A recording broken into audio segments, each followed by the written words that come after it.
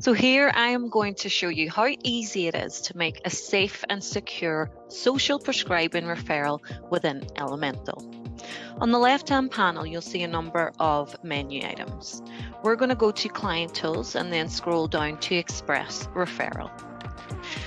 We're then going to be asked if we are referring on behalf of someone else. I am going to select No, and then we're going to be asked which referral hub we are part of. And for this example, I'm going to select the Dairy Hub.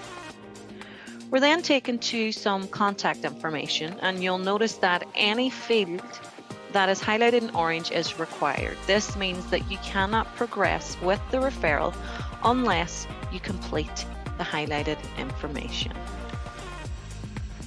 Once you've popped in the contact details, including the town and the address, you'll then be asked to input at least one contact number. You can add in the preferred contact method, and you can also add in additional address information. We'll then be asked which centre we're referring this client to. And for this example, I'm going to choose HLCA Dairy Hub. I'll then be asked to select an establishment. And for this example, I'm going to choose Clarendon Medical. We'll then scroll down to the referral information. You can see that the referral date is today, and it was referred from the Dairy Hub. You can input the NHS number if you know it, and the client's GP practice. I'm going to add in Clarendon Medical, and then the reasons for referral. You can add more than one, or you can just add one if that's all you need. You can add in additional information about long-term conditions, medical conditions, or any other relevant info. You can check to define whether the client or patient is a frequent attender and has or doesn't have a medical card. You can define the urgency, and you can add risks. So for potential home visit, are there pets? Does the patient or client live alone? Is there any known aggression? You can click on these. And again, you can add one or none.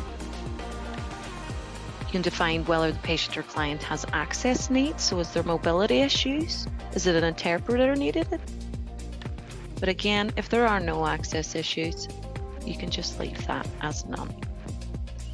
You then scroll down to the client consent. And this is where you read out the terms and conditions or show the client or patient terms and conditions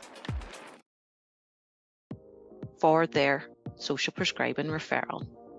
If that's a bit too much to digest, there is also an infographic that you can send or show to the patient to let them know what happens to their data and what the social prescribing journey looks like. Once the client or patient is happy to proceed, we'll click this green button, and this shows that the client has then agreed to the terms and conditions and that you have talked to them about the social prescribing service that you're providing and the journey that they themselves will go through, as well as how their data will be processed. Then in the bottom right, we're going to click Generate Referral, and there you have it.